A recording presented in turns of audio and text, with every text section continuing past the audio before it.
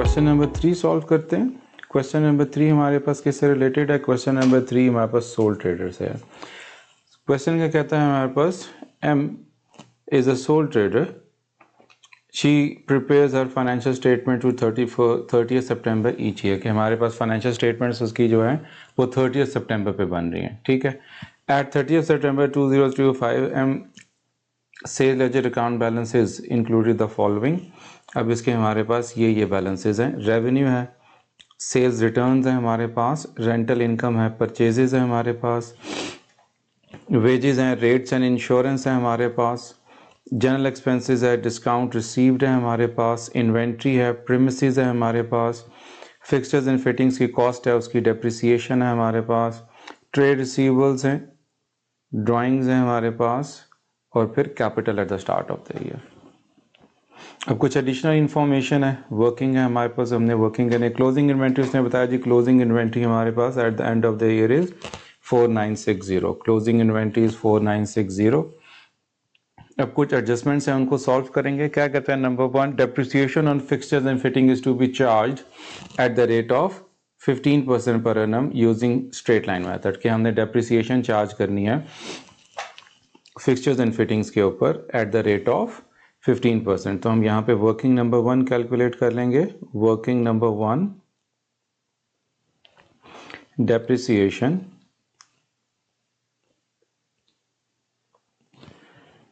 Fixtures and fittings, ठीक है। कितनी कॉस्ट है हमारे पास फिक्सचर्स एंड फिटिंग्स की? फिक्सचर्स एंड फिटिंग की कॉस्ट है 6500। इसके ऊपर हम 15% डेप्रिसिएशन चार्ज कर देंगे, ठीक है। 6500 की कॉस्ट है, इसके ऊपर 15% डेप्रिसिएशन चार्ज कर देंगे। This will become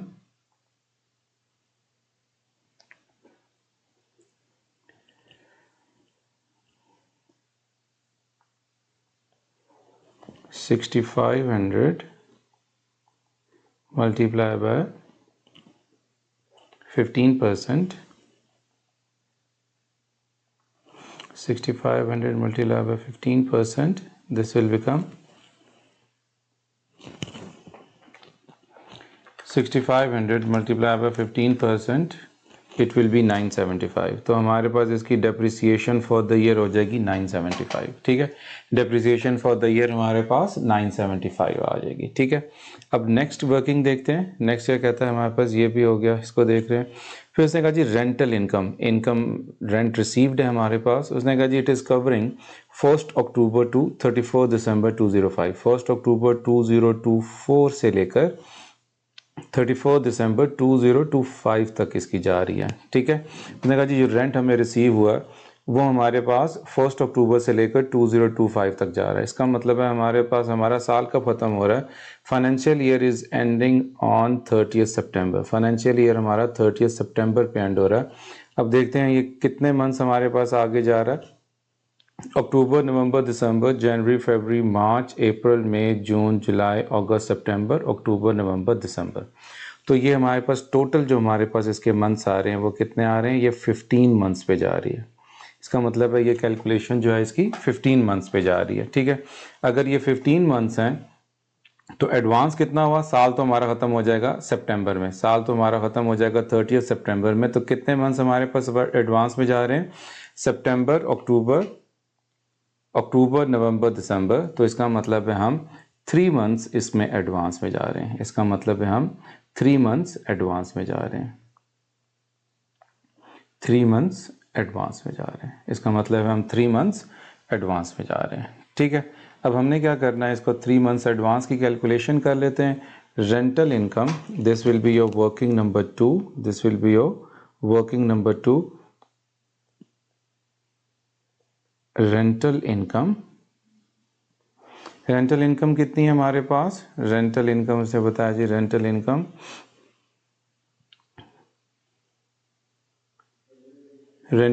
is 13,200। Rental income हमारे पास 13,200 आ रही है। 13,200 आ रही है। इसमें से हम लेस कर देंगे, लेस प्रीपेड। अब प्रीपेड कितनी है?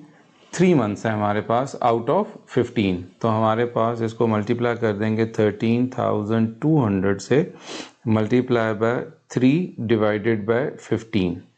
13,200 क्योंकि 15 मंथ्स की पेमेंट है, उसमें से 3 मंथ एडवांस में है, तो हमारे पास की कैलकुलेशन आ जाएगी 13,200 मल्टीप्लाई बाय 3 डिवाइडेड बाय 15, तो हमारे पास आ जाएगा 2640 2640 माइनस कर देंगे 13200 से, तो हमारे पास आ जाएगा 10560 इसकी अमाउंट आ गई। ठीक है, एक और मेथड से भी हम इसकी कैलकुलेशन कर सकते हैं। कैसे कैलकुलेशन कर सकते हैं? हमारे पास 13,200 ये टोटल रेंट है एंड वी हैव कैलकुलेटेड कि ये 15 मंथ्स का रेंट है। वी हैव कैलकुलेटेड कि ये 15 मंथ्स का रेंट है, तो 13,200 डिवाइडेड बाय 15 कर देंगे तो हमारे पास आ जाएगा 880 पर मंथ, 880 पर मंथ। और अक्रूवल कॉन्सेप्ट या मैचिंग कॉन्सेप्ट लगाएं तो हमारे पास 12 मंथ्स का जो रेंट रिसीव होगा वो कितना हो जाएगा? 880 इंटू 12 इज अगेन 10560। तो आप ऐसे भी कैलकुलेट कर सकते हैं और इसको अलग से भी कैलकुलेट कर सकते हैं मैचिंग कॉन्सेप्ट के थ्रू। ठीक है, अब ये दोनों वर्किंग्स होगी। फिर उसके बाद नंबर 4th वर्किंग है, उसने कहा जी discount received of 293 had been credited in error to the general expense account. उसने कहा जी हमने गलती से एक एक्सपेंस को गलती से हमने किधर भेज दिया? हमने इसको भेज दिया जनरल एक्सपेंस में। ठीक है, हमने डिस्काउंट रिसीव्ड को जनरल एक्सपेंस में लिख दिया। ठीक है, अब इसको हम यहाँ पे लिख लेते हैं working number 3। Working number 3 discount received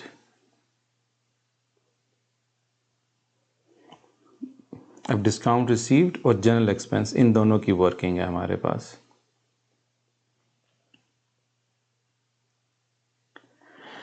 अब डिस्काउंट रिसीव्ड की हमारे पास ऑलरेडी को वैल्यू है डिस्काउंट रिसीव्ड क्वेश्चन के अंदर। यस, डिस्काउंट रिसीव्ड है हमारे पास 1730, तो डिस्काउंट रिसीव्ड लिख लेंगे 1730 डिस्काउंट रिसीव लिख लेंगे। और दूसरा हमारे पास जनरल एक्सपेंस है। जनरल एक्सपेंस कितना है हमारे पास क्वेश्चन के अंदर? General expenses 6460, general expenses 6460। तो जनरल एक्सपेंस आ गया हमारे पास 6460।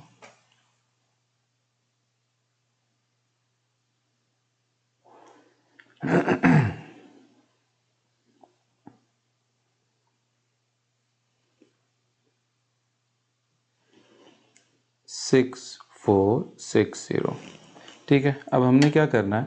अब हमारे पास जनरल एक्सपेंस भी आ गया, डिस्काउंट रिसीव्ड भी आ गया। अब क्वेश्चन क्या कहता है हमारे पास? उसने वर्किंग में बताया, उसने कहा जी डिस्काउंट रिसीव्ड है 293 का, डिस्काउंट रिसीव्ड है 293 का। उसको किया क्या? उसने कहा जी गलती से जनरल एक्सपेंस में डाल दिया। एक तो हमने इसको गलती से जनरल एक्सपेंस में डाला, उसको क्रेडिट किया। ठीक है, तो हमने क्या करना है? डिस्काउंट रिसीव्ड में तो एक तो उसको ऐड करना ही करना है। ठीक है, डिस्काउंट रिसीव्ड को डिस्काउंट रिसीव्ड में तो ऐड तो करना ही करना है 293, डिस्काउंट रिसीव्ड में उसको ऐड करना है 293। और जनरल एक्सपेंस, क्योंकि हमने जनरल एक्सपेंस को क्रेडिट कर दिया, हमने जनरल एक्सपेंस को क्रेडिट कर दिया। एक्सपेंस की नेचर होती है डेबिट, एक्सपेंस की नेचर है डेबिट, हमने उसको क्या कर दिया? हमने उसको गलती से क्रेडिट कर दिया। तो हम क्या करेंगे? उसको वहाँ से दोबारा उसको डेबिट करेंगे, तो उसमें भी ऐड करेंगे इसको, क्योंकि हमने गलती से इस अकाउंट को हमने डेबिट कर दिया। तो 293 हमारे पास यहाँ पे आ जाएगा डेबिट में, एक्सपेंस में भी ऐड होगा और डिस्काउंट रिसीव में भी ऐड होगा। तो 1730 प्लस 293 ये आ जाएगा हमारे पास 2023। और जनरल एक्सपेंस, क्योंकि जनरल एक्सपेंस क्रेडिट किया था, इसका मतलब है उसको हमने कम किया था, तो उसमें ऐड कर लेंगे 6460 प्लस 293, तो दिस विल बिकम 6753। तो ये हमारे पास ये वर्किंग हो जाएगी। डिस्काउंट रिसीव्ड को हमने गलती से जनरल एक्सपेंस में क्रेडिट कर दिया। अब डिस्काउंट रिसीव तो इनकम है, उसमें तो उसने क्रेडिट होना ही होना है, ऐड होना है। अब जनरल एक्सपेंस को हमने क्रेडिट कर दिया, मतलब हमने जनरल एक्सपेंस को कम कर दिया, डिक्रीज कर दिया। अब हमने क्या करना है, जनरल एक्सपेंस को वापस लेके आना है, तो जनरल एक्सपेंस में भी उसको ऐड कर देंगे 293 से, तो ये हमारे पास इसकी वर्किंग हो जाएगी। तो ये हमारे पास इसकी वर्किंग हो जाएगी। अब ये वर्किंग नंबर 4 भी होगी। अब वर्किंग नंबर 4 के बाद हमारे पास वर्किंग नंबर 5 आ गई। वर्किंग नंबर 5 में क्या कहता है जी, total rates and insurance included and insurance payment of 525 for 1 सितंबर 2025 टू 30 नवंबर 2025। ठीक है।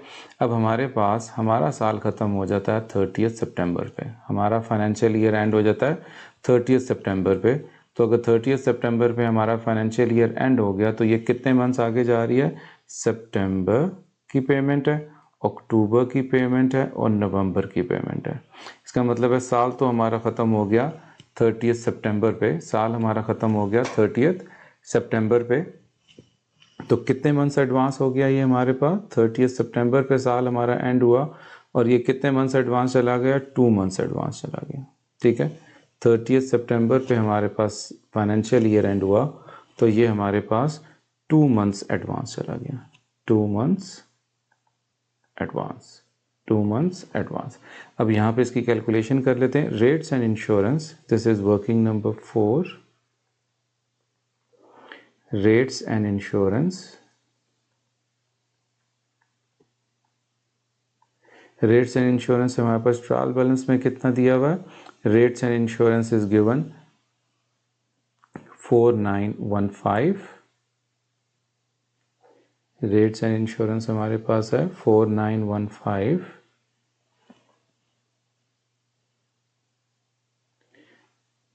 फोर नाइन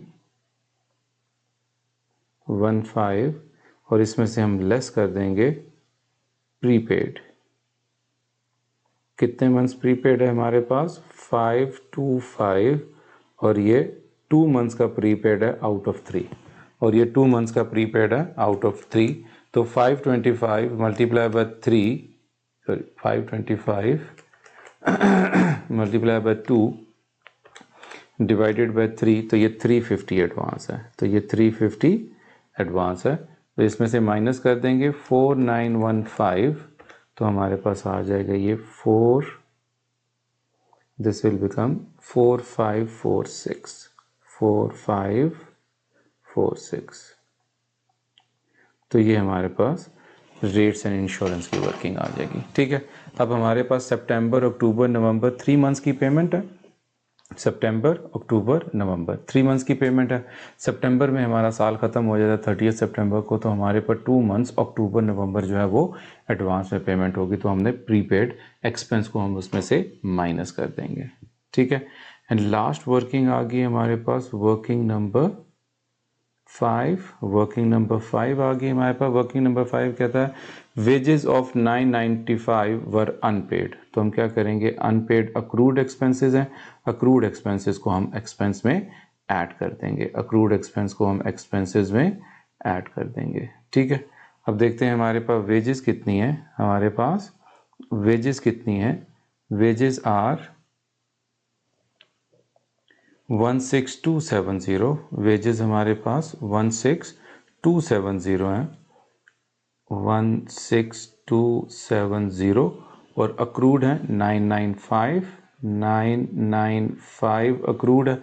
अक्रूड एक्सपेंसेस को हम एक्सपेंस में ऐड करेंगे। ठीक है।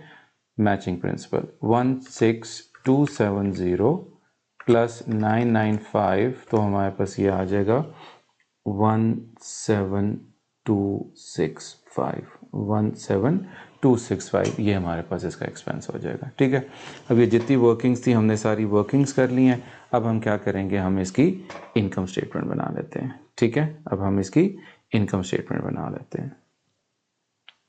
इनकम स्टेटमेंट सबसे पहले हमारे पास क्या आएगा, start of with the revenue.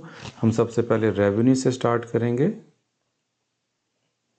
Less return inwards. ठीक है, लेस सेल्स रिटर्न्स। ठीक है, अब हमारे पास याद रखना है कि क्वेश्चन के अंदर जो भी टर्म होगी, फॉर एग्जांपल सेल्स रिटर्न्स हैं, परचेजेज रिटर्न्स हैं, रिटर्न इनवर्ड्स हैं, रिटर्न आउटवर्ड्स हैं, तो आपने उसकी वही टर्म यूज़ करनी है आंसर में भी जो क्वेश्चन में गिवन है। ठीक है, रेवेन्यू आ गया 94650, रेवेन्यू आ गया 94650, लेस कर देंगे सेल्स रिटर्न्स, सेल्स रिटर्न्स इसमें से माइनस कर देंगे, कितना आ जाएगा सेल्स रिटर्न्स 3020, 3020, इसको माइनस कर देंगे तो हमारे पास क्या आंसर आ जाएगा 94650 माइनस कर देंगे 3020 से, तो हमारे पास आंसर आ जाएगा इट विल बी 91630, 91630, 91630। अब इसमें से लेस कर देंगे, less cost of sales, less कर देंगे cost of sales. Cost of sales क्या है हमारे पास, कॉस्ट ऑफ सेल्स कैसे कैलकुलेट होगी, opening inventory, opening inventory add purchases less closing inventory. ठीक है, अब ओपनिंग इन्वेंट्री कितनी है हमारे पास, क्वेश्चन में गिवन है opening inventory is how much, opening inventory is 4455, opening inventory हमारे पास आ जाएगी 4455, 4455। परचेजेस भी हैं हमारे पास, purchases are how much, purchases 51385, 51385, 51385। ठीक है, less closing inventory, closing inventory is given at the end of the question, trial balance के एंड पे गिवन होगी 4960, 4960, तो हमारे पास 4960। अब यहाँ पे हम सॉल्व कर लेंगे इसको और जो आंसर आएगा that will be your gross profit, जो आंसर आएगा that will be your gross profit. ठीक है, सॉल्व कर लेते हैं, 4455 प्लस 51385 माइनस 4960, आंसर आ जाएगा हमारे पास 50880, 50880।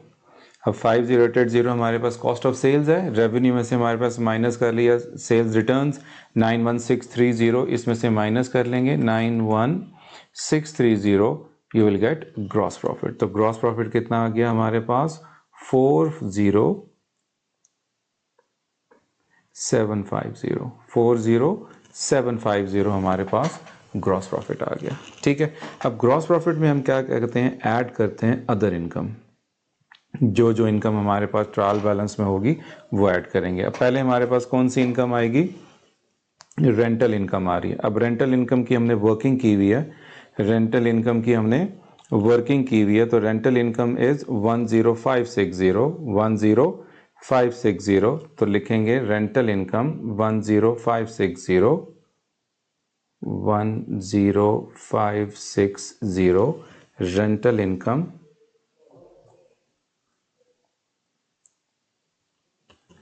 फिर रेंटल इनकम के बाद हमारे पास दूसरी इनकम कौन सी है, क्वेश्चन में गिवन थी रेंटल इनकम के बाद discount received, discount received is 1730, discount received की भी हमने वर्किंग की हुई है, डिस्काउंट रिसीव्ड की वर्किंग नंबर 3 है 2023, 2023,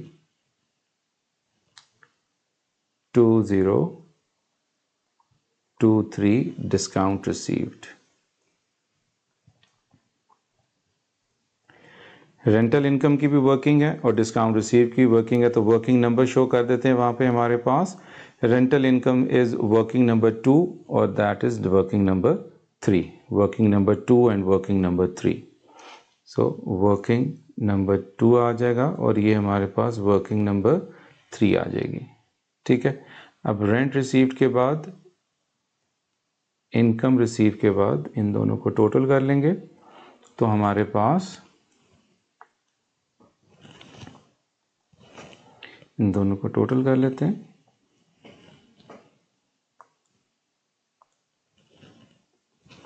यहाँ पे भी लाइन ड्रॉ कर लेते हैं इसकी। ओके जी, इन दोनों का टोटल कर लेंगे 10560 plus 2023, so this will become 12583 gross profit में अदर इनकम ऐड कर देंगे, दिस विल बिकम 40750, तो ये हमारे पास जो टोटल इनकम बन जाएगी दिस विल बी 53333, ये हमारे पास की टोटल इनकम बन गई। ठीक है, ग्रॉस प्रॉफिट में अदर इनकम ऐड कर दी। अब इसमें से हम लेस कर देंगे एक्सपेंसेस, लेस कर देंगे एक्सपेंसेस।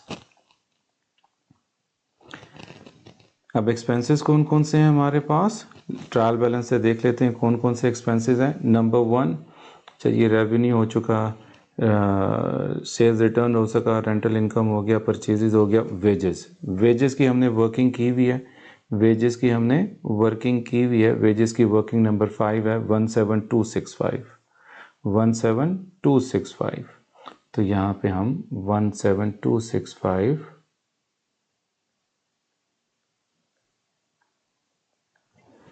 वेजेस, और ये हमारे पास वर्किंग नंबर 5 है, वर्किंग नंबर 5 है इसकी। वेजेस के बाद हमारे पास क्या आ जाएगा, वेजेस के बाद रेट्स एंड इंश्योरेंस। अब रेट्स एंड इंश्योरेंस की भी हमारे पास वर्किंग थी, working number 4 4546 4546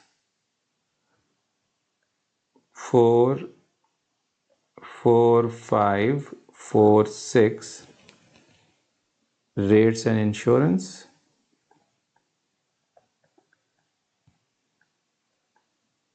this is your working number 4, this is your working number 4। फिर रेट्स एंड इंश्योरेंस के बाद हमारे पास क्या आ जाएगा, जनरल एक्सपेंस, जनरल एक्सपेंस की भी वर्किंग है हमारे पास, दिस इज वर्किंग नंबर 3 थी जनरल एक्सपेंस की 6753 जनरल एक्सपेंस, 6753 जनरल एक्सपेंस।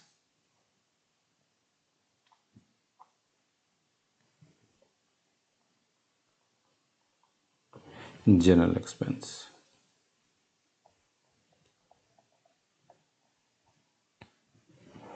अब जनरल एक्सपेंस के बाद हमारे पास और क्या फर्दर एक्सपेंसेस हैं। जनरल एक्सपेंस के बाद डिस्काउंट रिसीव्ड हो गया, इन्वेंट्री भी हो गया, प्रीमिसेस द एसेट है, ठीक है, फिक्सचर्स एंड फिटिंग की डेप्रिसिएशन हमने कैलकुलेट किया, ट्रेड रिसीवेबल्स हैं, ड्राइंग्स हैं। अब उसके बाद हमने लास्ट इसकी डेप्रिसिएशन लिख लेंगे, depreciation fixtures and fittings, depreciation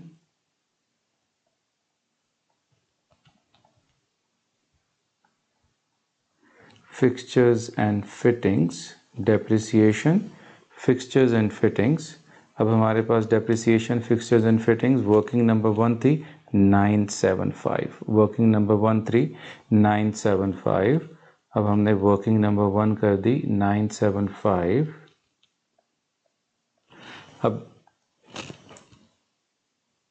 एक लाइन छोड़ देंगे, अगर कोई ट्रांजैक्शन बाद में हमारे पास आ जाती है, भूल जाते हैं लिखने के लिए, नहीं याद रहता, अगर कोई ऐसी चीज़ है तो हम एक लाइन ड्रॉ कर लेंगे, एक लाइन छोड़ देंगे और फिर उसके बाद हम अकाउंट को बैलेंस कर लेंगे। ठीक है, प्रॉफिट फॉर द ईयर निकाल लेंगे यहाँ पे, तो प्रॉफिट फॉर द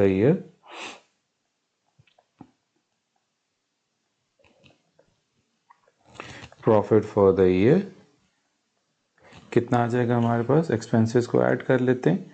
एक्सपेंसेस कितने हैं, 17265 प्लस 4546 प्लस 6753 प्लस 975, तो ये टोटल एक्सपेंसेस हो जाएंगे हमारे पास 29539, ये हमारे टोटल एक्सपेंसेस हो गए।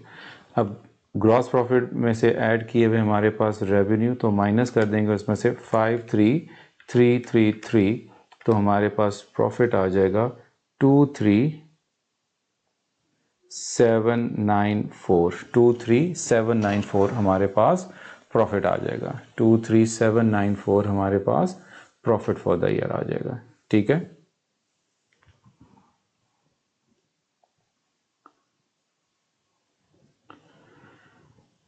अच्छा जी, हमारे पास वेजेस आ गई 16270,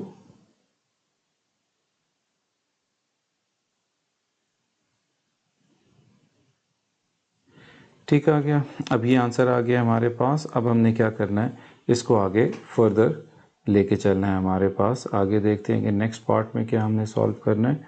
तो next part is we have to prepare, कहता है कि जी prepare capital account, capital account बना के दे दो जी। कैपिटल अकाउंट हमारे पास क्या होगा, जस्ट लाइक फाइनेंस बाय का पोर्शन हमने ड्रॉ करना है। उसने कहा जी कैपिटल अकाउंट बना के दें सितंबर 30 पे और नेक्स्ट ईयर का ब्रॉड डाउन भी बना के दें। ठीक है, तो हम क्या करते हैं, इसको सॉल्व कर लेते हैं। कैपिटल अकाउंट की नेचर क्या है, कैपिटल अकाउंट क्रेडिट होगा।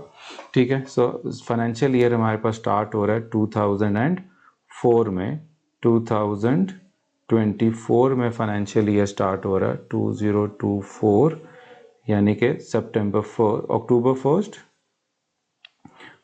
1 2024 में हमारे पास ब्रॉड डाउन है कैपिटल का, ब्रॉड डाउन है कैपिटल का कितना, so brought down of the capital is how much, it is 91,000, it is 91,000। तो हमारे पास 91,000 का बैलेंस आ जाएगा ऑन द क्रेडिट साइड, 91,000 का बैलेंस आ जाएगा on the credit side,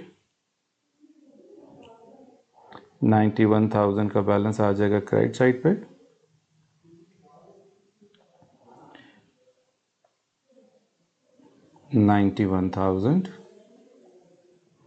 after 91,000 अब हमारे पास साल के एंड पे 2025 पे सितंबर 30 पे हमारे पास प्रॉफिट फॉर द ईयर आ जाएगा। प्रॉफिट फॉर द ईयर कितना आ गया हमारे पास, 23794। अब इसी डेट पे हमने साल के एंड पे इसका ड्राइंग्स भी हैं हमारे पास, सितंबर 30 पे हमारे पास ड्राइंग्स भी हैं। Drawings are how much, drawings दी हुई है हमारे पास क्वेश्चन के अंदर। Drawings are how much, drawings are 24,000, drawings are 24,000। तो ड्राइंग्स को लिख लेंगे 24,000 डेबिट साइड पे, क्योंकि वो कैपिटल में से माइनस होंगी। 24,000 हमारे पास ड्राइंग्स आ जाएंगी। फिर साल के एंड पे सितंबर 30 पे हम इसका कैरी डाउन निकालेंगे।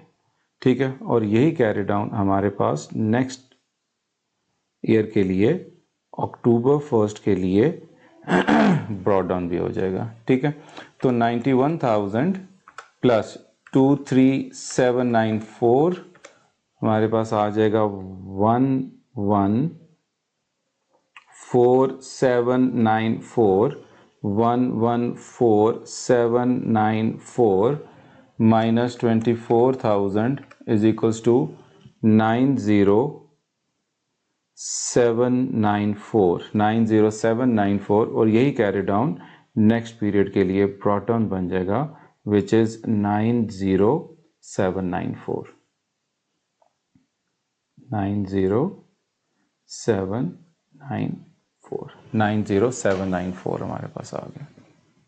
ठीक है, कैपिटल की नेचर क्रेडिट होती है, ब्रॉड डाउन क्रेडिट साइड पे आएगा। प्रॉफिट फॉर द ईयर उसकी भी नेचर क्रेडिट होगी, वो भी क्रेडिट साइड पे आएगा। ड्राइंग्स कैपिटल में से माइनस होता है, इसलिए वो डेबिट साइड पे जाएगा। कैरी डाउन निकालेंगे और कोई ट्रांजैक्शन नहीं है तो हम कैरी डाउन को ब्रॉड डाउन बना लेंगे नेक्स्ट पीरियड के लिए। ठीक है, याद रखना है जब भी कोई टी अकाउंट बनाने को आएगा तो आपने हमेशा कैरी डाउन को ब्रॉड डाउन बनाना है। ठीक है, उसके मार्क्स हैं हमारे पास। देन सी पार्ट क्या कहता है जी, calculate M's gross profit for the year ended this date, state your year two decimal places पे निकालना है। ठीक है, तो ग्रॉस प्रॉफिट मार्जिन आ जाएगा हमारे पास, ग्रॉस प्रॉफिट मार्जिन आ जाएगा। क्या फॉर्मूला है, gross profit over revenue into 100, gross profit over revenue into 100। ठीक है, ग्रॉस प्रॉफिट कितना है हमारे पास, रेवेन्यू है 94650, 94650 94650 सॉरी 94650 ये रेवेन्यू आ गया। अब रेवेन्यू में से माइनस ग्रॉस प्रॉफिट लेंगे। ग्रॉस प्रॉफिट कितना हमारे पास? Gross profit is 40750 40750 40750 multiply by 100 तो क्या आंसर आ जाएगा हमारे पास? 40750 divided by 94650 you will get multiply by 100 43.05 43.05%। 2 decimal place तक हमने हमेशा आंसर देना है। ठीक है, ग्रॉस प्रॉफिट मार्जिन का क्या formula? Gross profit over revenue into 100। तो ग्रॉस प्रॉफिट निकाल लिया, रेवेन्यू भी हमारे पास है, डिवाइड किया तो 2 डेसिमल प्लेस तक हमने इसका आंसर दे दिया, दैट इज 43.05। अब लास्ट पार्ट है हमारे पास क्वेश्चन का, वो कहता है G M is considered producing her own goods instead of purchasing goods from supplier. उसने कहा जी मौली कंसीडर कर रहा है, एम कंसीडर कर रही है कि जी हम खुद अपनी गुड्स बना लें, बाहर से लेने की क्या ज़रूरत है। ठीक है, she would convert the part of her premises which was currently rent out. उसने जो रेंट आउट किया हुआ पार्ट है अपने प्रीमिसेस का, उसने कहा जी उसको इस्तेमाल कर लेते हैं और गुड्स खुद ही बना लेते हैं। रिक्वायर्ड एडवाइस, ठीक है, एडवाइस वाला हमारे पास सेक्शन है। एडवाइस वेदर और not to use this part of the premises to produce her own goods, justify your answer. तो क्या उसको अपना जो ये पार्ट है जो उसने रेंट पे दिया हुआ है उसको करना चाहिए, यूज करना चाहिए या नहीं करना चाहिए। ठीक है, तो थोड़ा सा आंसर बनाया हुआ, देखते हैं क्या है। अब जी F if Molly starts producing goods for herself using the part of her premises, this will give her full control of supplies as she will be producing goods herself। अगर वो खुद बनाएगी तो उसको तो फुल कंट्रोल होगा अपनी supplies के ऊपर। ठीक है, and high profit margin, profit margin भी बढ़ जाएगा क्योंकि खुद बनाएंगे, डिस्काउंटेड रेट पे बनाएंगे तो प्रॉफिट मार्जिन भी उनका इसमें इंक्रीज हो जाएगा। ठीक है, फिर उसके बाद हमारे पास क्या आ जाता है, whereas if she starts using her place for production, अगर वो अपनी जगह प्रोडक्शन पे इस्तेमाल करेगी फिर रेंट नहीं मिलेगा। She will lose the rental income, उसको रेंटल इनकम नहीं मिलेगी। ठीक है, she has to buy equipment, equipment भी खरीदना पड़ेगा क्योंकि मैन्युफैक्चरिंग कर रहे हैं तो इक्विपमेंट भी खरीदना पड़ेगा, और फिर ट्रेंड स्टाफ भी रखना पड़ेगा जो उसको प्रोडक्शन करके देगा। ठीक है, सो M can start production if she can spare large amount of funds for buying equipment। अगर वो अपने इक्विपमेंट को खरीदने के लिए इतने पैसे हैं वो स्पेयर कर सके तो वो इक्विपमेंट को खरीद ले और साथ अपना प्रोडक्शन स्टार्ट कर ले, और वर्किंग कैपिटल के लिए भी उसको कुछ ना कुछ पैसों की ज़रूरत पड़ेगी, वर्किंग कैपिटल के लिए भी उसको कुछ ना कुछ पैसों की ज़रूरत पड़ेगी। So this is the suggested answer for that part. Now चलते हैं अब नेक्स्ट क्वेश्चन की तरफ।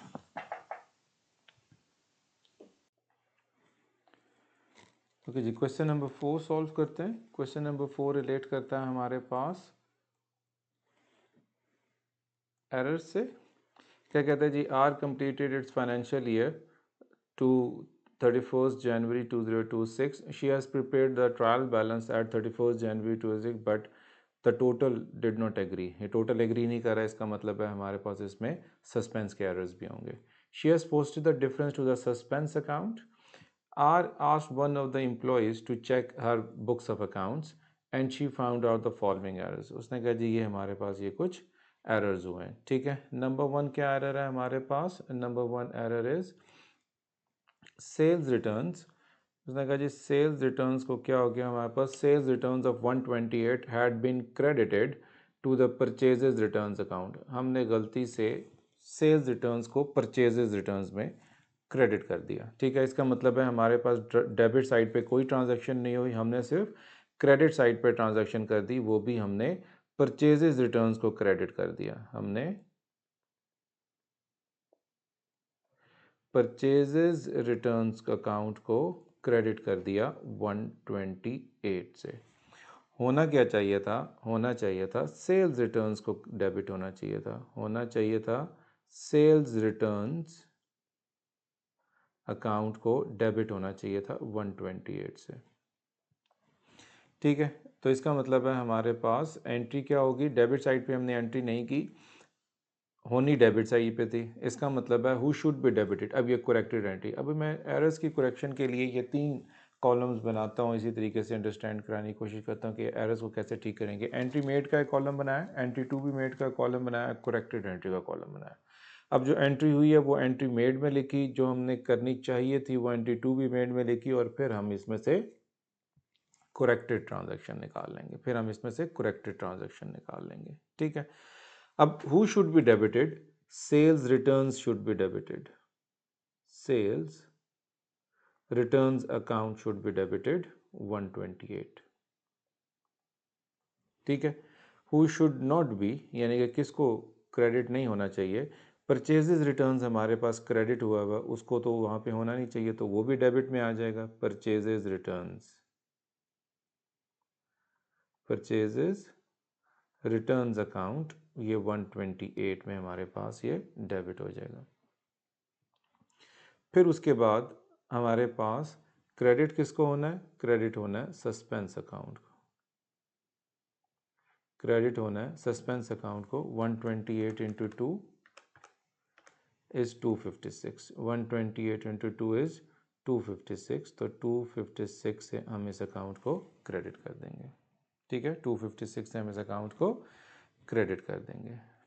ठीक है, अब ये हमारे पास ट्रांजैक्शन नंबर 1 होगी। अब ट्रांजैक्शन नंबर 2 पे आते हैं। ट्रांजैक्शन नंबर 2 में क्या है हमारे पास, तो उसने कहा जी cash drawings of 190 had been recorded in the cash book, no other had entry has been made. उसने कहा जी हमने ड्राइंग्स की, लेकिन ड्राइंग्स को सिर्फ और सिर्फ कैश बुक में लिखा, इसका मतलब है entry made on only one side, इसका मतलब है entry made on only one side, हमने सिर्फ और सिर्फ कैश अकाउंट में, ठीक है, हमने सिर्फ कैश अकाउंट में ट्रांजैक्शन कर दी क्रेडिट साइड पे। कैश अकाउंट 190, होना क्या चाहिए था, होना चाहिए था drawings, drawings account debit and cash account credit 190 190। अब कैश हमारे पास दोनों तरफ, ठीक है, कैश हमारे पास दोनों तरफ क्रेडिट में होना था, उसको क्रेडिट ही हुआ।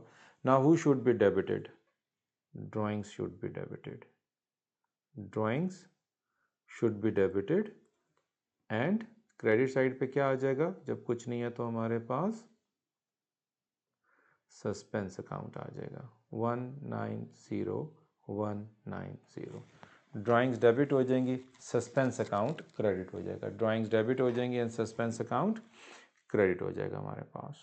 ठीक है, अब ट्रांजैक्शन नंबर 3 पे आते हैं। ट्रांजैक्शन नंबर 3 क्या है हमारे पास, ने कहा जी an amount of 92 receive from as a credit customer was deposited into bank account, ये डिपॉजिट किया हमने बैंक अकाउंट में, वॉज रिकॉर्डेड ट्वाइस। अब यहाँ पे थोड़ा सा कन्फ्यूजन ये भी हो सकती है, अब क्योंकि मार्किंग स्कीम नहीं है हमारे पास। अब मेरी अंडरस्टैंडिंग ये है इसके ऊपर कि हमारे पास इसने बैंक अकाउंट में डबल कर दिया, ये भी हो सकता है वो उसने दोनों की ट्रांजैक्शन को, दोनों साइड को डबल कर दिया हो, लेकिन अभी हम इसको बैंक अकाउंट में डबल के हिसाब से लेके चलते हुए देखते हैं आगे क्या होता है। अब हमारे पास उन्होंने कहा जी हमने बैंक अकाउंट में इसको डबल कर दिया, बैंक अकाउंट में इसको ट्वाइस कर दिया, तो इसका मतलब है बैंक अकाउंट में इसको 2 दफ़ा लिख दिया। ठीक है, बैंक अकाउंट में इसको 2 दफ़ा लिख दिया, 62 62, और हमारे पास एस के अकाउंट में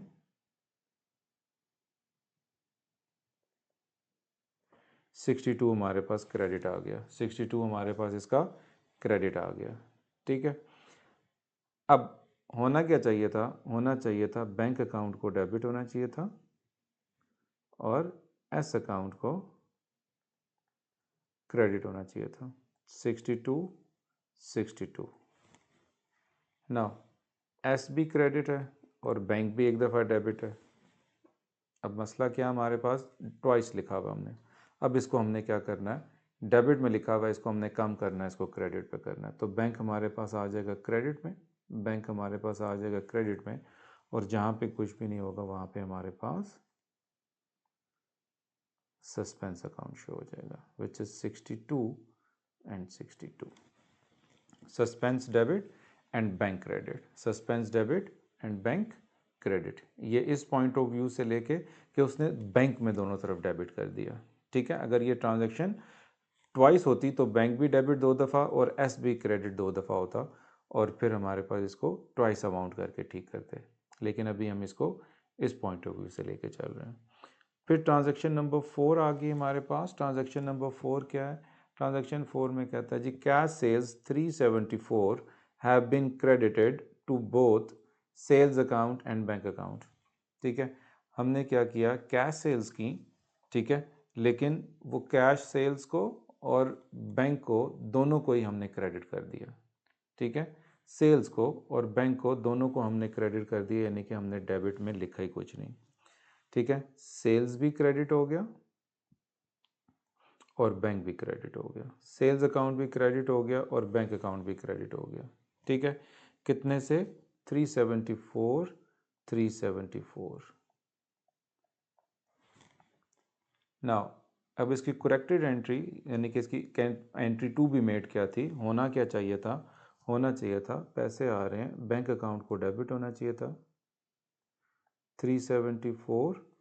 ठीक है, और सेल्स अकाउंट को क्रेडिट होना चाहिए था 374. बैंक अकाउंट को डेबिट होना चाहिए था और सेल्स अकाउंट को क्रेडिट होना चाहिए था. ठीक है, अब सेल्स तो हमारे पास क्रेडिट ही है, उसको क्रेडिट होना था, उसने क्रेडिट हुआ.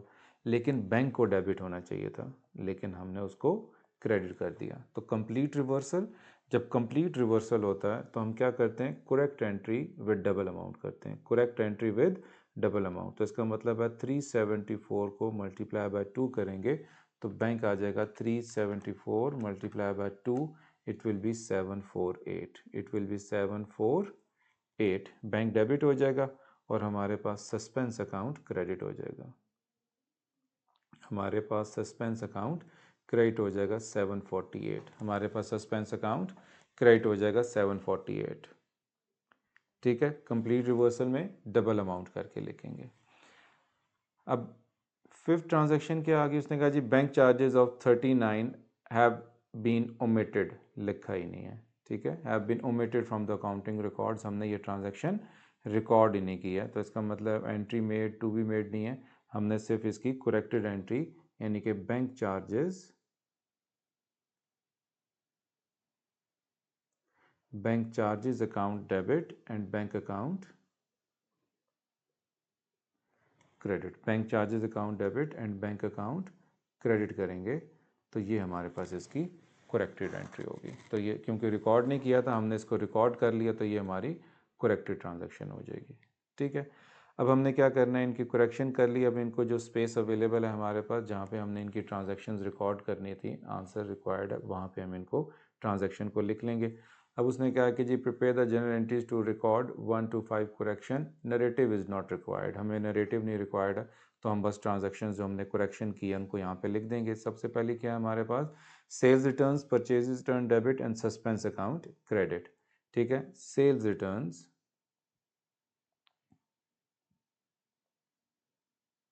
Account debit, purchases returns,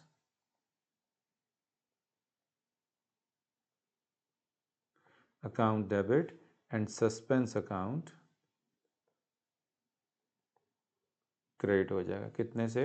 128, 128 and 256. 128, 128 and 256. अब सेकंड ट्रांजैक्शन है, इसकी भी करेक्शन हमने कर ली हुई है. क्या ट्रांजैक्शन है हमारे पास? Number 2 is drawings debit and suspense credit. Drawings debit and suspense credit 190, 190. Drawings debit and suspense account credit. फिर नंबर थर्ड ट्रांजैक्शन है हमारे पास, वो भी हमने करेक्ट कर ली हुई है, उसकी करेक्टेड ट्रांजैक्शन यहाँ पे रिकॉर्ड कर लेंगे. Number third, suspense account debit and bank account credit 62.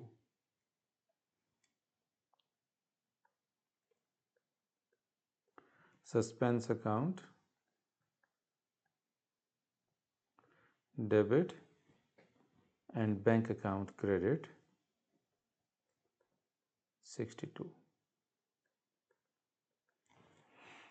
फिर नंबर 4 ट्रांजैक्शन है, इसकी भी करेक्शन हमने कर ली हुई है। नंबर 4 ट्रांजैक्शन क्या है हमारे पास? Number 4 transaction is bank debit and suspense credit 748। Bank and suspense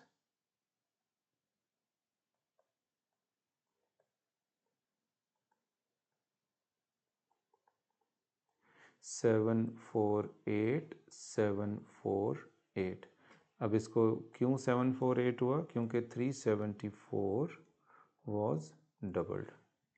complete reversal था हमारे पास, कंप्लीट रिवर्सल की ट्रांजैक्शन थी तो उसको डबल अमाउंट करके ठीक करेंगे। लास्ट हमारे पास ट्रांजैक्शन है bank charges to bank 39। Bank charges to bank 39। Bank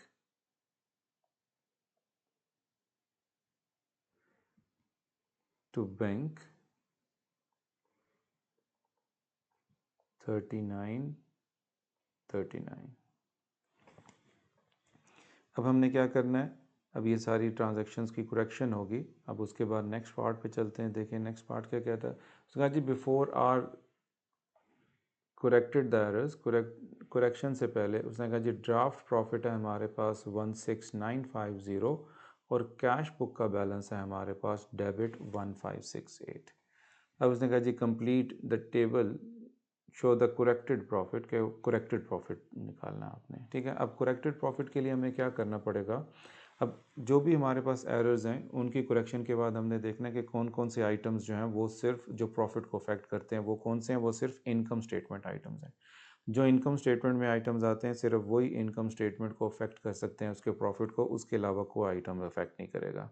अब हमने करेक्शन ऑफ एरर में देखना कौन कौन सी चीज़ें इनकम स्टेटमेंट से रिलेट करती हैं। Sales income statement, sales returns, purchases return income statement से रिलेट करता है। ड्राइंग्स नहीं है, ठीक है, सस्पेंस नहीं है, बैंक नहीं है, सस्पेंस नहीं है, और बैंक चार्जेस। ये 3 ट्रांजैक्शंस हमें नज़र आ रही हैं कि ये हमारे पास बैंक अकाउंट इनकम स्टेटमेंट से रिलेट करती हैं, ठीक है। अब सबसे पहली ट्रांजैक्शन देखते हैं, सेल्स रिटर्न्स 128। सेल्स रिटर्न्स की नेचर डेबिट है, ठीक है, और वो डेबिट ही हो रहा है तो इसका मतलब है सेल्स रिटर्न्स बढ़ रहा है। सेल्स रिटर्न्स हमारे पास डेबिट है और वो बढ़ रहा है तो इसका मतलब है कि हमारे पास प्रॉफिट जो है वो 128 से कम होगा। सेल्स रिटर्न्स रेवेन्यू को डिक्रीज करेंगे तो अल्टीमेट प्रॉफिट भी कम हो जाएगा, ठीक है। फिर इसी ट्रांजैक्शन से हमारे पास आ रहा था परचेजेज रिटर्न्स। अब परचेजेज रिटर्न्स किसको कम करता है? परचेजेज रिटर्न्स कम करता है हमारे पास परचेजेस को, लेकिन परचेजेज रिटर्न्स तो अब क्रेडिट नहीं हो रहा, वो हमारे पास डेबिट हो रहा है, यानी कि परचेजेज रिटर्न्स कम हो रहे हैं। जब परचेजेज रिटर्न्स कम होंगे तो इसका मतलब है परचेजेज इंक्रीज करेंगे। परचेजेज रिटर्न्स जब डिक्रीज करेंगे तो परचेजेज इंक्रीज करेंगी, तो जब परचेजेज इंक्रीज करेंगी तो कॉस्ट ऑफ सेल्स इंक्रीज करेगी, तो जब कॉस्ट ऑफ सेल्स इंक्रीज करेंगी तो हमारा रेवेन्यू कम हो जाएगा, तो हमारा रेवेन्यू कम हो जाएगा, तो ये भी 128 से लेस हो जाएगा, ये भी 128 से लेस हो जाएगा, ठीक है। फिर उसके बाद हमारे पास लास्ट ट्रांजैक्शन थी बैंक चार्जेस की। लास्ट ट्रांजैक्शन थी बैंक चार्जेस। बैंक चार्जेस हमारा एक्सपेंस है, नहीं लिखा हुआ, एक्सपेंस को लिखेंगे तो प्रॉफिट हमारा डिक्रीज हो जाएगा। तो this was transaction number 5, bank charges, bank charges 39।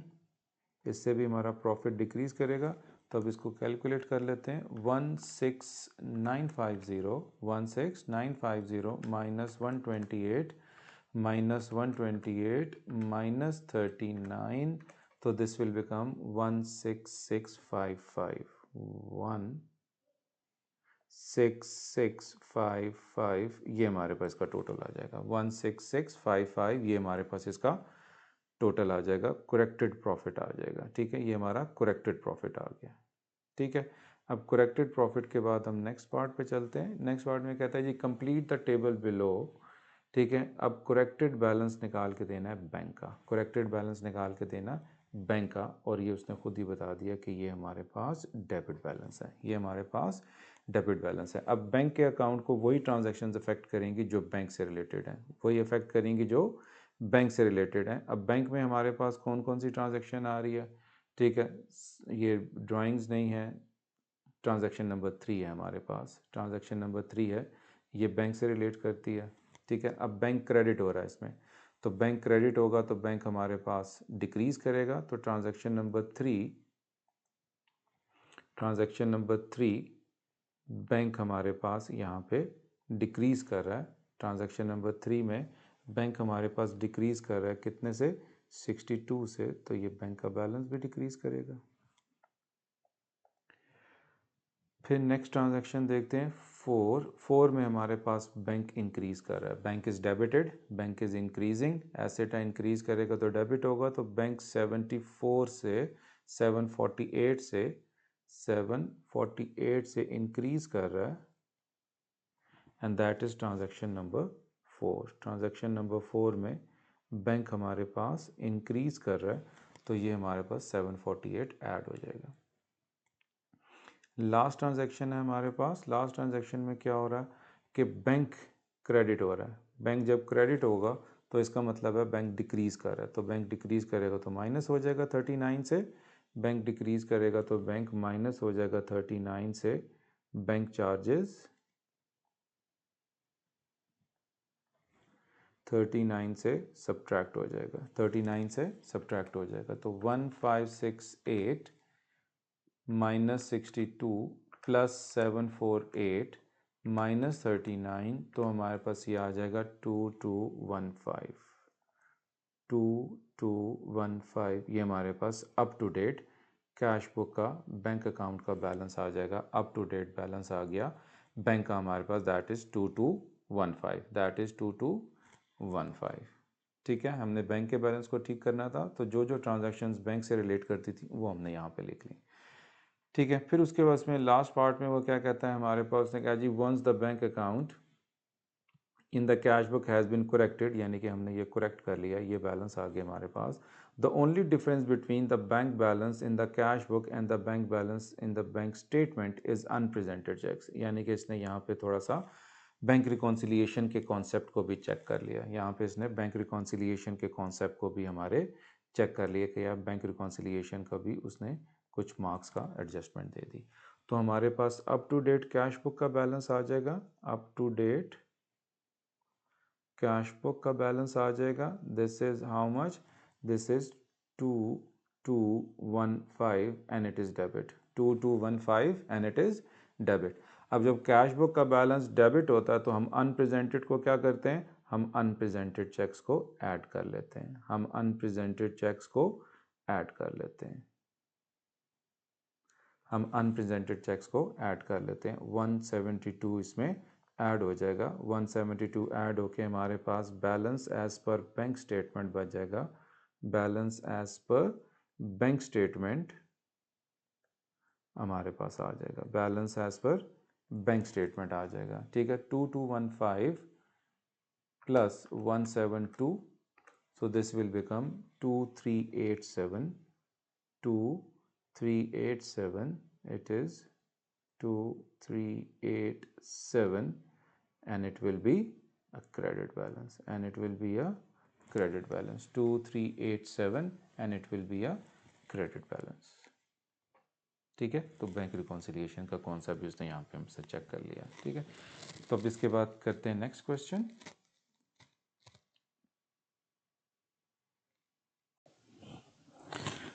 Okay ji, question number 5 solve करते हैं। क्वेश्चन नंबर 5 किससे रिलेट करता है हमारे पास, क्वेश्चन नंबर 5 जो है लिमिटेड कंपनी से है। अब लिमिटेड कंपनीज में क्या हमने करना है, इसमें statement of changes in equity बनानी है और साथ हमने इसमें स्टेटमेंट ऑफ फाइनेंशियल पोजीशन बनानी है, ठीक है। अब क्वेश्चन क्या कहता है हमारे पास, जो जो इन्फॉर्मेशन है वो बीच में इंक्लूड करेंगे और statement of changes in equity में लगाएंगे और वहाँ पे आगे स्टेटमेंट ऑफ फाइनेंशियल पोजीशन में। अब उसने कहा जी financial year of D limited prepared on 31 December for each year, 31 दिसंबर पे साल खत्म होता है 2025। Company made a profit for the year of 31250 के कंपनी ने प्रॉफिट बनाया हमारे पास कितना, 31250 का प्रॉफिट फॉर द ईयर है, ठीक है। फिर उसने कहा जी डिविडेंड हमने पे किया 6000, नो अदर डिविडेंड वर पेएबल, और कोई डिविडेंड अभी हमने नहीं देना है। ठीक है, इशू किए हमने 10,000 ऑर्डिनरी शेयर्स फॉर $1 ईच, ये हमने ऑर्डिनरी शेयर्स इशू किए हैं। ठीक है, ये तीनों ट्रांजैक्शन हैं, तीनों सिंपल सी ट्रांजैक्शन हैं, हमने statement of changes in equity में लेके जानी है। नंबर 1 ट्रांजैक्शन किससे रिलेट करती है? नंबर 1 का जी प्रॉफिट फॉर द ईयर। तो नंबर 1 हमारे पास profit for the year, profit किस में ऐड होगा?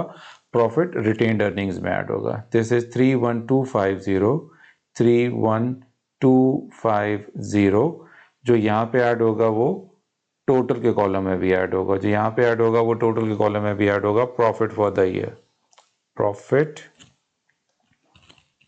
For the year, profit for the year आ जाएगा हमारे पास। ठीक है, सेकेंड ट्रांजैक्शन है, उसने कहा जी डिविडेंड हमने पे करना है। डिविडेंड कहाँ से पे करेंगे? Dividend will be paid from profit, dividend हम प्रॉफिट में से पे करेंगे। तो यहाँ पे 6,000 को माइनस कर देंगे, जो यहाँ पे माइनस होगा वो टोटल में भी माइनस होगा 6,000, ये आ जाएगा हमारे पास डिविडेंड पेड, डिविडेंड पेड। ठीक है, लास्ट ट्रांजैक्शन आ गई हमारे पास, उसने कहा कि जी हमने 10,000 के शेयर्स इशू किए हैं। तो 10,000 के शेयर्स इशू किए हैं, तो शेयर किधर जाएंगे हमारे पास? कैपिटल में। तो issue of shares, issue of shares हमारे पास आ जाएगा 10,000 शेयर्स इशू किए हैं, $1 का एक शेयर है, तो यहाँ पे कैपिटल में 10,000 ऐड हो जाएगा, यहाँ पे कैपिटल में 10,000 ऐड हो जाएगा, क्योंकि हमने 10,000 शेयर्स इशू किए हैं। ठीक है, 10,000 शेयर्स इशू किए हैं। अब जो यहाँ पे ऐड होगा वो टोटल में भी ऐड होगा। अब ये सारी ट्रांजैक्शंस हो गई, तीन ही ट्रांजैक्शंस थी, तीनों को हमने पोस्ट कर लिया। प्रॉफिट है, डिविडेंड है और इशू ऑफ शेयर्स है। उसके बाद हम इसको टोटल कर लेते हैं। टोटल कितना आ जाएगा? ये 110,000 आ जाएगा, 110,000। General reserve will be 25,000, general reserve 25,000 हो जाएगा। ठीक है, profit for the year, retained earnings कितना आ जाएगा? 41340 प्लस 31250 माइनस 6,000, तो ये आ जाएगा हमारे पास 66,590, 66,590। अब टोटल के कॉलम को भी देख लेते हैं, 166,340 plus 31250 minus 6,000 plus 10,000, so this will become 201,590। ये हमारे पास statement of changes in equity होगी। ठीक है, इसमें एक और ट्रांजैक्शन भी आती है नॉर्मली, जनरल रिजर्व को ट्रांसफर करना, वो इसमें नहीं है। प्रॉफिट फॉर द ईयर हो गया, ठीक है, डिविडेंड पेड हो गया, और issue of shares, issue of shares capital में ऐड होगा और टोटल में ऐड होगा। तो ये हमारे पास statement of changes in equity होगी। ठीक है, अब statement of changes in equity के बाद हमने क्या करना है? हमने आगे फर्दर जाना है, स्टेटमेंट ऑफ फाइनेंशियल पोजीशन को सॉल्व करते हैं। स्टेटमेंट ऑफ फाइनेंशियल पोजीशन को सॉल्व करते हैं। The following figures were provided for D limited at 31 December 2025। ये हमारे पास डी लिमिटेड की इंफॉर्मेशन है, जो कि 31 दिसंबर 2025 पे क्या क्या दिया हुआ उसने कहा जी प्रीमिसेस है, motor vehicle eight book value है, इन्वेंट्री है, ट्रेड पेएबल्स हैं, ट्रेड रिसीवेबल्स हैं, प्रोविजन फॉर डाउटफुल डेट है हमारे पास, अदर रिसीवेबल्स हैं, अदर पेएबल्स हैं हमारे पास, बैंक ओवरड्राफ्ट है, और फिर हमारे पास बैंक लोन है। बैंक ओवरड्राफ्ट और फिर हमारे पास बैंक लोन भी है। ठीक है, रीपेएबल 2030, इसका मतलब है ये नॉन करंट लायबिलिटी होगी हमारे पास। अब स्टेटमेंट ऑफ फाइनेंशियल पोजीशन बनानी है। ठीक है, स्टेटमेंट ऑफ फाइनेंशियल पोजीशन में कैसे बनेगा? सबसे पहले हमारे पास नॉन करंट एसेट्स लिखेंगे, non current assets, non current assets आ जाएंगे। नॉन करंट एसेट्स में हमारे पास क्या आ जाएगा? सबसे पहले non current assets are those assets which are having a life of more than 1 accounting year. तो हमारे पास इसमें प्रीमिसेस है, सबसे पहले प्रीमिसेस लिखेंगे,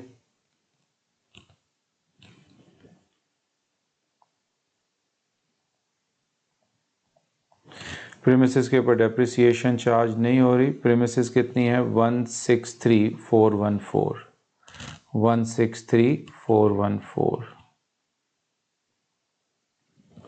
अब दूसरा हमारे पास एसेट कौन सा है? दूसरा हमारे पास एसेट है वो नेट बुक वैल्यू पे गिवन है, विच इज़ मोटर व्हीकल 33280 33280।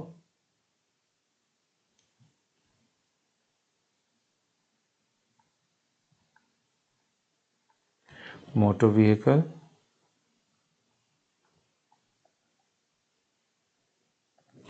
इन दोनों को ऐड कर लेंगे तो हमारे पास टोटल कितना आ जाएगा? 163414 प्लस 33280, तो दिस विल बिकम 196,694 ठीक है। अब ये हमारे पास नॉन करंट एसेट्स आ गए। नॉन करंट एसेट्स में प्रीमिसेस था, मोटर व्हीकल था, इन दोनों को हमने यहाँ पे ऐड कर लिया ठीक है। फिर नॉन करंट एसेट्स के बाद सेकंड हेडिंग आ जाएगी हमारे पास करंट एसेट्स।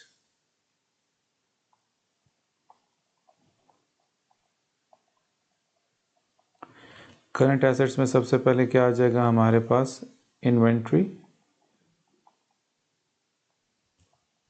इन्वेंट्री के बाद आ जाएगा ट्रेड रिसीवेबल्स। ट्रेड रिसीवेबल्स के बाद हमारे पास अदर रिसीवेबल्स हैं। इसमें हमारे पास अदर रिसीवेबल्स भी हैं, वो लिखेंगे।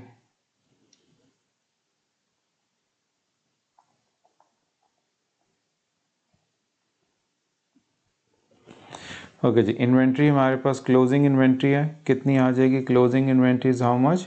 Closing inventory is 13682 13682।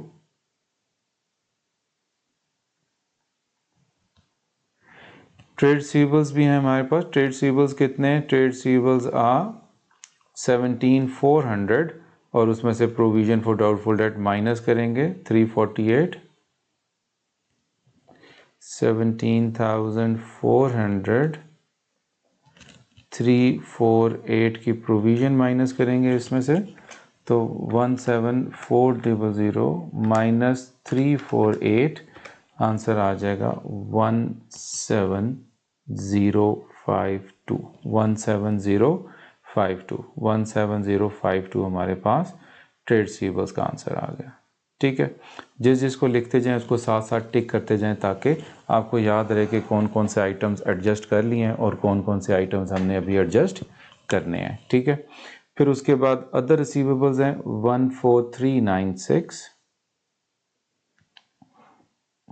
14396। फिर क्या आ गया हमारे पास? अदर रिसीवेबल्स के बाद बैंक पेएबल है, अदर पेएबल्स हैं ठीक है। और फिर उसके बाद बैंक ओवरड्राफ्ट लोन है, वो हमारे पास लाइबिलिटी सेक्शन से हैं। अब हमने क्या करना है? जितनी भी एसेट्स हैं उनको हमने ऐड कर लेना, तो हमारे पास टोटल एसेट्स बन जाएंगे। Being on the safe side एक लाइन छोड़ के हम यहाँ पे इसको टोटल कर लेते हैं।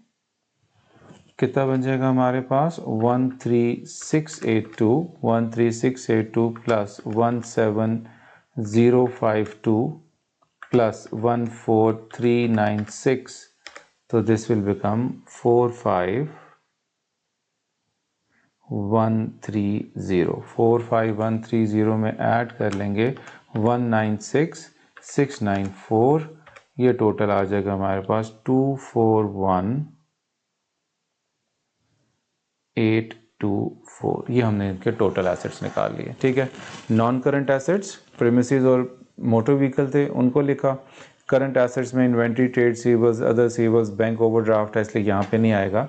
अब हम क्या करते हैं, बाकी का सेक्शन जो है वो नेक्स्ट पेज पे बनाते हैं, वरना फिर यहाँ पे नीचे कंप्लीट नहीं होगा। तो हम यहाँ पे हेडिंग दे देते हैं कैपिटल एंड रिजर्व्स। कंपनीज हैं इसलिए हम कैपिटल एंड रिजर्व्स लिखेंगे।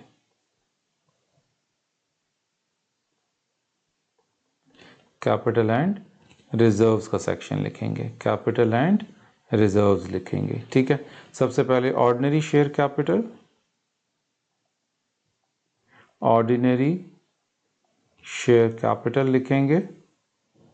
फिर जनरल रिजर्व, जो हमने पार्ट ए में आंसर्स निकाले हैं वो यहाँ पे आएंगे, जनरल रिजर्व।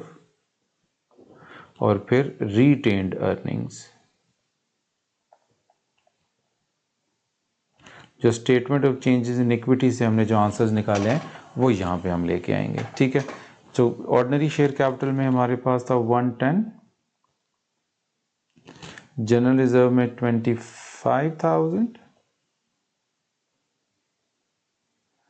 जनरल रिजर्व में 25,000 और ये 66,950 और ये आ जाएगा 66,590, 66,590 और जनरल रिजर्व इज 25,000। इनका टोटल कर लेंगे यहाँ पे, this will B 110,000 plus 25,000 plus 66,590, ये आ जाएगा हमारे पास 201,590, 201,590, ये हमारे पास कैपिटल रिजर्व्स का सेक्शन आ गया। नेक्स्ट हेडिंग हमारे पास होगी non current liabilities, non current liabilities. अब नॉन करंट लायबिलिटीज में हमारे पास क्या आ जाएगा, नॉन करंट लायबिलिटीज में वो लायबिलिटीज जो हमने एक साल से ज़्यादा के अरसे में हमने पे ऑफ करनी है, वो लायबिलिटीज जो हमने एक साल से ज़्यादा के अरसे में पे करनी है, ठीक है। तो हमारे पास यहाँ पे बैंक लोन है, बैंक लोन कितना आ जाएगा हमारे पास, bank loan is 4500, bank loan is 4500, A की वैल्यू है तो नॉर्मली ये सीधा सेकंड कॉलम में चली जाएगी, 4500। Then comes current liabilities. Current liabilities are those liabilities which are payable within one accounting year, ठीक है। करंट लायबिलिटीज़ आ गई, करंट लायबिलिटीज़ में क्या आ जाएगा हमारे पास, सबसे पहले आएगा trade payables, trade payables, trade payables कितने हैं हमारे पास, ट्रेड पेएबल्स दिए हुए 16,975, 16,975, 16,975। फिर ट्रेड पेएबल्स के बाद अदर पेएबल्स हैं 4,870, 4,870 other payables.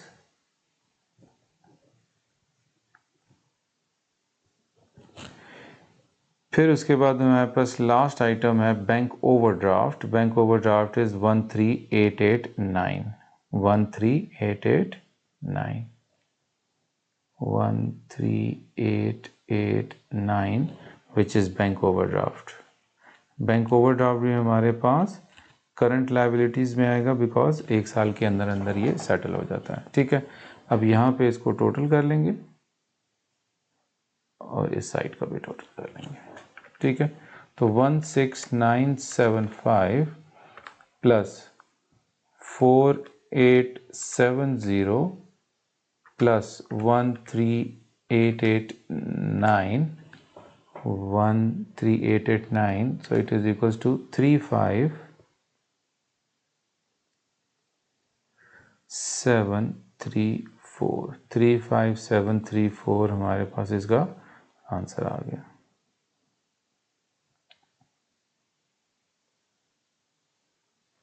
Three five seven three four हमारे पास इसका आंसर आ गया। अब इन सबको ऐड अप कर लेंगे, 35,734 प्लस 4,500 प्लस 201,590, तो ये हमारे पास आ जाएगा 241,824, 241,824 हमारे टोटल लायबिलिटीज़ का आंसर है 241,824 और ये हमारे साथ मैच कर रहा है 241,824 हमारे टोटल एसेट्स के साथ। इसका मतलब है हमने स्टेटमेंट ऑफ फाइनेंशियल पोजीशन ठीक बना ली, ठीक है। नॉन करंट एसेट्स लिखे, करंट एसेट्स लिखे, फिर उसके बाद कैपिटल एंड रिजर्व्स का सेक्शन बनाया, जो statement of changes in equity से हमारे पास आंसर्स आ रहे हैं वो यहाँ पे ट्रांसफ़र किए। फिर नॉन करंट लायबिलिटी में जो बैंक लोन है पेएबल इन 30 वो लिखा, फिर करंट लाइबिलिटीज़ में ट्रेड पेबल्स, अदर पेबल्स और बैंक ओवरड्राफ्ट लिखा, इसका टोटल किया तो हमारे पास टोटल लाइबिलिटीज़ का सेक्शन आ गया। ठीक है, अब जो भी क्वेश्चन सॉल्व करता है बच्चा, वो उसको चाहिए ये कि वो सारे के सारा जो फॉर्मेट है उसको कंप्लीट करे और ऑन फिगर के जो मेथड के जो मार्क्स मिलते हैं हर क्वेश्चन के अंदर, स्टेटमेंट वाले क्वेश्चन में, यानी कि हर क्वेश्चन में जहाँ पे भी ऑन फिगर वाले क्वेश्चन के मार्क्स होते हैं वो तभी मिलेंगे जब आप पूरा स्टेटमेंट का पूरा फॉर्मेट कंप्लीट करेंगे। ठीक है, आपका पूरा फॉर्मेट कंप्लीट होगा, आपको ऑन फिगर के जितने भी मार्क्स हैं वो आपको मिल रहे होंगे। ठीक है, अब आगे नेक्स्ट पार्ट देख लेते हैं। नेक्स्ट पार्ट क्या कहता है हमारे पास, उसने कहा जी calculate the acid test ratio, कि एसिड टेस्ट रेशो निकाल के दे दें 2 डेसिमल प्लेस तक। जितनी भी रेशियोज होंगी हमेशा वो 2 डेसिमल प्लेस तक ही उसका आंसर मांगेगा। ठीक है, तो एसिड टेस्ट रेशो निकाल देते हैं। एसिड टेस्ट रेशो का क्या फॉर्मूला है हमारे पास, current assets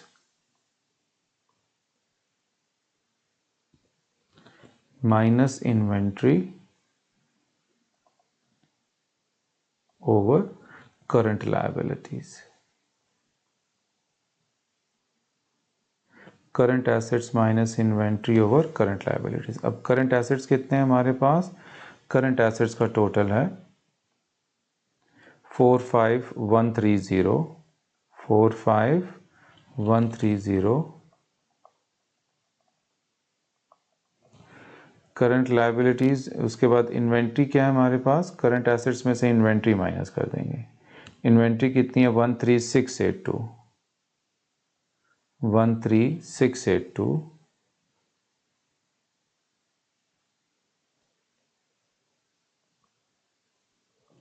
divided by current liabilities. Current liabilities से डिवाइड कर देंगे। करंट लायबिलिटीज का टोटल कितना है 35734, 35734।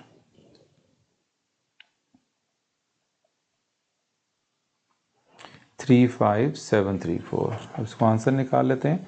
45130 माइनस 13682 डिवाइडेड बाय 35734, हमारे पास आंसर आ जाएगा 0.88 is to 1, 0.88 is to 1। Ratios हमेशा इस तरह रेशो के फॉर्म में इसका आंसर होगा। ठीक है, एसिड टेस्ट रेशो क्या होती है, it is a liquidity ratio, जो कि ये आइडेंटिफाई करती है कि बिजनेस की लिक्विडिटी पोजीशन क्या है, तो इसलिए हम उसमें से इन्वेंट्री माइनस कर देते हैं। तो current assets minus inventory over current liabilities, हमारे पास जो आंसर आया उसको आपने ऐसे रेशो में आइडेंटिफाई कर देना है। ठीक है, 2 डेसिमल प्लेस के साथ। लास्ट पार्ट आ गया, उसने कहा जी directors of D limited are concerned about the level of company's overdraft. Company का ओवरड्राफ्ट भी है काफ़ी सारा। They are proposing to offer trade receivables 10% cash discount. वो अपने ट्रेड रिसीवेबल्स को ऑफर करें कि जी कैश डिस्काउंट ले लें, जल्दी जल्दी पैसे दे दें ओवरड्राफ्ट की वजह से। ठीक है, 31 December 2025 with 14 days, no cash discount is currently offered. अभी किसी को कोई भी डिस्काउंट ऑफर नहीं हो रहा। ठीक है, advise the directors whether they should offer trade receivables 10% discount, justify your answer by providing points for and against the proposal. कि हमें 10% डिस्काउंट ऑफर करना चाहिए अपने कस्टमर्स को या नहीं ऑफर करना चाहिए। ठीक है, तो if trade receivables are offered a cash discount of 10%, then D Limited will be having quick inflow of cash which will help D Limited to reduce the amount of overdraft। अगर आप अपने customers को 10% cash discount देंगे तो वो जल्दी जल्दी सारे जो हैं वो अपने पैसा पे करने की कोशिश करेंगे डिस्काउंट को अवेल करने के लिए, तो हमारे पास इनफ्लोज आना शुरू हो जाएंगे। ठीक है, वेयर एज, इसके अगेंस्ट क्या बात है, whereas is trade receivables are offered cash discount of 10% which will also result in loss of revenue. जब आप 10% डिस्काउंट देंगे तो 90% आपको मिल रहे होंगे। ठीक है, तो आपका रेवेन्यू भी कम हो रहा है। ठीक है, and not every customer will avail the offer. और ज़रूरी भी नहीं है कि सारे के सारे कस्टमर्स ये ऑफ़र को अवेल करें, कुछ कस्टमर होंगे जो ऑफ़र नहीं भी अवेल कर रहे होंगे। ठीक है, तो फ़ायदा इतना नहीं होने लगा। So I advise directors to offer trade receivables a cash discount of 10% which will help resolve the current issue of overdraft। कि जो आप ऑफर करें 10%, ताकि मैक्सिमम कस्टमर्स उसको अवेल करें और आपकी लिक्विडिटी पोजीशन बेहतर हो और आपका बैंक ओवरड्राफ्ट कम हो। ठीक है, फिर state 2 reasons why bank manager of D limited will be interested in company's financial statement, के बैंक के जो मैनेजर हैं वो डी लिमिटेड की स्टेटमेंट ऑफ फाइनेंशियल पोजीशन क्यों देखना चाहेंगे। ठीक है, वो डी लिमिटेड की statement of financial position different reason से देख सकते हैं। अब उसमें से एक दो चीज़ें मैंने लिस्ट कर दी हैं। To assess the ability of the D limited to repay loan, अगर डी लिमिटेड जो है वो रीपे करता है, रीपे कर सकता है, क्या डी लिमिटेड रीपे कर सकता है लोन, या बैंक ओवरड्राफ्ट को रीपे कर सकेगा या नहीं कर सकेगा। Number 2, to check the financial position of the D limited, के फाइनेंशियल पोजीशन जो डी लिमिटेड की है उसको चेक करने के लिए जो बैंक्स हैं वो फाइनेंशियल स्टेटमेंट्स को चेक करते हैं। ठीक है, तो ये हमारे पास क्वेश्चन नंबर 5 हो गया।